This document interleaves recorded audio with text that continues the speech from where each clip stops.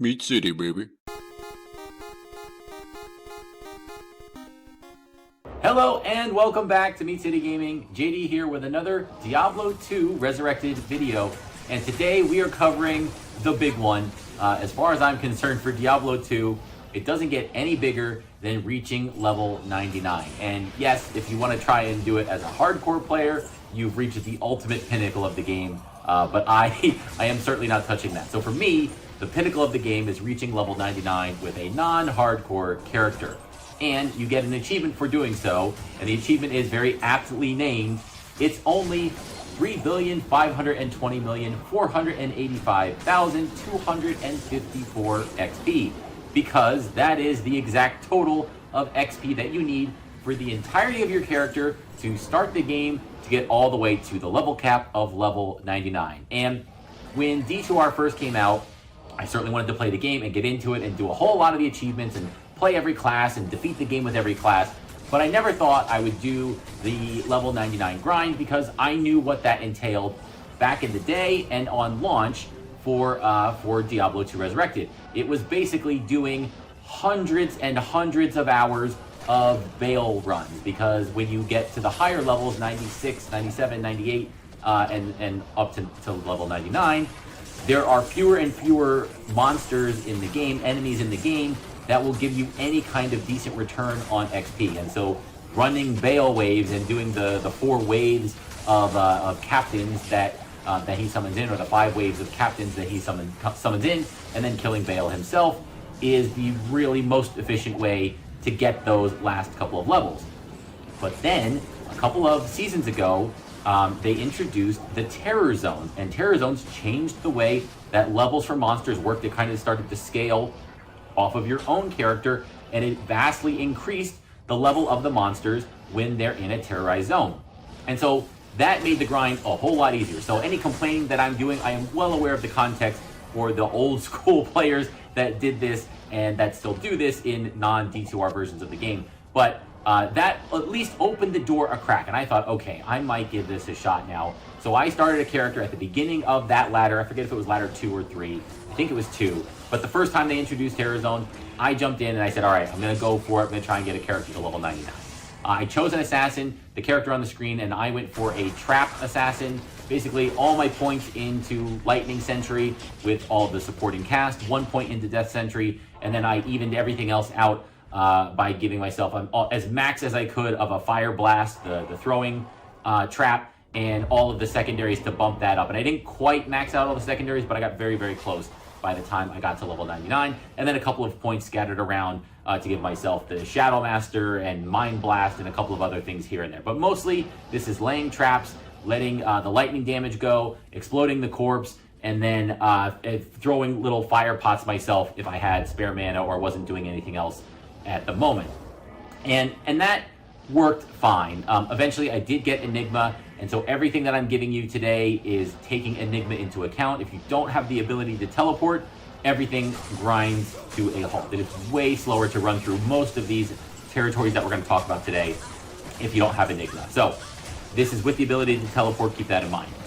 And all that said, so I did this, and I got close to the end of the season. I thought, oh, I could push, maybe I could make it, and I didn't. I didn't even get close. I think I was still 3 levels off by the end of the season. Playing not every day, but pretty dedicated to the character and getting that character through and trying to get to level 99. Didn't even do it by the end of the season. And then I decided to clean it up after the end of the season when my character transferred back to the standard non-ladder kind of version of the game. And it was brutal.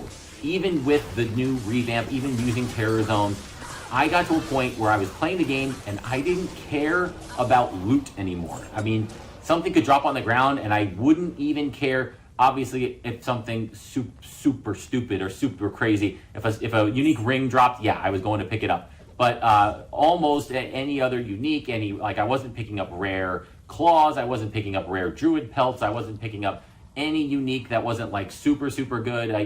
Even a homunculus or the boots that are fairly standard unique boots. Wasn't picking any of that stuff up. I got to a point in the game where I didn't care about loot anymore, and I think that says something, because the point of these games is the loot for the most part. So it's still terrible. It's brain shutting off levels of repetitiveness. I don't recommend it. I didn't enjoy it, but I did complete it. And what I wanted to share with you, the main point of this video, is going to be to rank some of those top terror zones for the last level from going 98 to 99. Because again, it still starts to narrow down in terms of what's giving you XP and how much XP it's giving you, because the terror zones only max out at level 96. They don't go up any further than that. And so again, as you're level 98, any monster that's not level 99 is going to be giving you reduced XP. And so there's a lot of that kind of crunch at the top of that last push. And so this is my ranking of some of the top terror zones to do going from 98 to 99. Again, that is considering teleport, and it's also considering, in terms of player count, what you can reasonably expect to find on the Xbox version of D2R. So, for example, when a popular terror zone comes around, when it's Chaos Sanctuary, when it's Diablo runs, people flood, and it's very easy to get into a player's 8 game and thus get the increased XP from it. But if you're doing Nihlathak runs, Nihlathak's Temple, you're not getting into a player's 8 game, again, unless you have a dedicated crew. And if you're doing that, you don't need this guide anyway. So those are at players 1, because that's what you can expect to get when you're doing this on Xbox. So we're going to start at the top and work our way up towards the best terror zone. So starting at number 8, it's actually going to turn out to be number 7, because it's 7A and 7B, and it's Nihlathak's Temple. I did this 2 different ways. I ran Nihlathak with Nihlathak only, so teleporting as quickly as I could because those maps are static. There's just a couple of versions of them, and you can quickly identify what version of the map it is, and then know exactly where the staircase is. And then when you get to Nihlathak's level particularly, that again has 4 options, and you can identify them very quickly and find where Nihlathak is. So I did runs with Nihlathak only, teleporting and ignoring everything else. Players 1, average run time for that with this character was about a minute per run, and the XP per run was about 24,000. I think that's what Nihlathak is worth. You're going to get a couple of secondary kills as you're wandering around down there, but not much else. So that was to kill Nihlathak, and that came out to 20,300 XP per minute. Now, if I switched it up and I did these a second way, and I ran Nihlathak's Temple with just doing Pindleskin and then doing Nihlathak. So I would run to the red portal first, go in there, teleport up to Pindleskin, and of course I would take out Pindleskin and his associated pack. And while I did that, I also laid some traps behind me to get some of those rising skeletons that would come up as I was killing Pindleskin, and then teleport out, and then jump in, and I would do what was called like a fast walk or a fast run down. So I would be teleporting, I would be running for the most part, and if I saw a boss pack or a champion pack, I would kill it.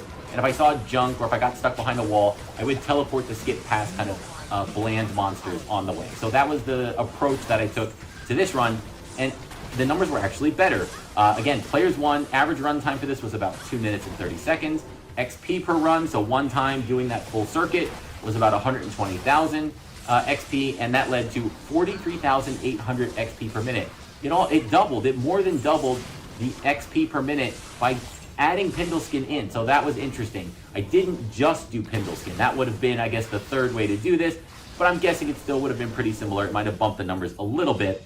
But if you're doing these runs, if it's Nihlathak's Terror Zone, you're gonna want those keys too, right? There's some value to getting those keys. It's quick and easy, and it's a way to cycle through really fast and try to get keys. So I'm ranking those as 7A for Nihlathak's Temple with Pindleskin and Nihlathak, and 7B is Nihlathak's Temple just doing Nihlathak only. Now, one additional thing that I did take into consideration here is the danger factor for these various terror zones, because there's nothing worse than trying to grind from 98 to 99 and making a whole bunch of progress and then losing it because you died. So Nihlathak's Temple is one of those dangerous zones because Nihlathak himself has that corpse explosion. And so there's things you can do to lessen that based on your character and what you're doing. You can get Nature's Peace, which might prevent the corpse explosions, as long as you don't have pets that are doing the killing. Right, there's various ways to do that. You can use the lightning, the death sentry. So my lightning sentry kills something, the death sentry explodes it. But it is still dangerous. If you have amplified damage on you and he starts popping corpses, you can get taken out pretty quickly. So the danger factor is moderate to high for Nihlathak's Temple. Number 6 is going to be the Cathedral and Catacombs. These are Andariel runs in Act 1. And again, relatively quick. We're looking at about a 2-minute run time The problem here is that the maps are they're not static, so they are random. So if you don't have teleport, forget it. It's going to be a nightmare because of all the little corridors and the doors and the twists and the turns. It's terrible. But if you have teleport, either as a sorceress or with Enigma, not bad. You can get around pretty quickly. Lots of champion and boss packs to find on your way down there and getting Andariel. And I found for that 2-minute investment, you would get about 94,700 XP, which comes out to 43,900 XP per minute. So just about even with Nihlathak's Temple doing Pindleskin and Nihlathak. They're about the same. Next up at number 5, I have the Pit. And this, I think, is the one that surprised me the most on the list. I didn't run the Pit a whole lot because I know people do it. It's a level 85 area, and so if you're trying to like find the best loot or do a holy grail or something like that, the Pit's on that list. But for me, I just didn't think it would have enough monster density to make it worth it.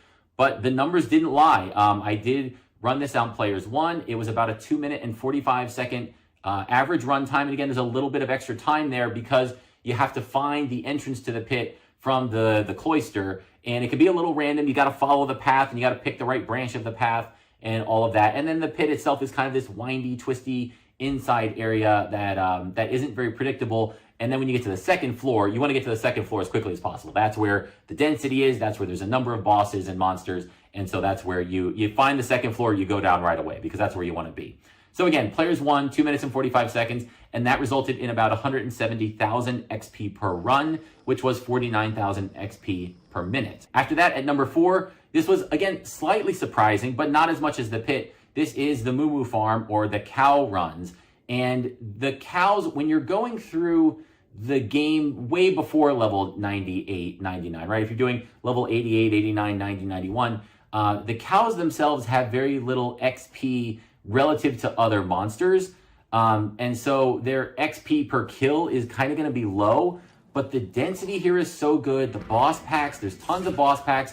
The Cow King and all of his minions, it turns out to be pretty good. You do have the added time of the runs to Tristram to get Ward's Leg. If you can coordinate that with somebody else, then you can cut this time down. If you know somebody else is running to Tristram for you to get the leg, and you're waiting in town for them to come back, go buy a book of Town Portal and drop it on the ground next to the portal so that when they come out of the portal, they don't have to go run and buy one every time from the shopkeeper. Drop it on the ground, they'll pick it up, it'll save 10 seconds a run, 12 seconds a run, which again adds up over the course of going from level 98 to 99.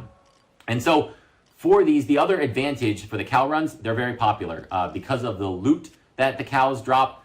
People like to join in these. So I was getting an average number of players 6 for running the cows. The average runtime is higher because you've got a big area to work your way through. So about 5 minutes average runtime, and that resulted in 450,000 XP per run, which was 69,000 XP per minute, which is very nice. Number 3, and number 3 is a little surprising because you think it would be higher, Worldstone Keep. These are the Baal runs, and at Players 8, when the Worldstone Keep pops up, people are jumping in to do those runs. You can definitely get yourself into a Players 8 game. Average runtime is 2 minutes and 40 seconds. XP per run was 580,000, and that resulted in 189,300 XP per minute. And there's ways that you can game this, right?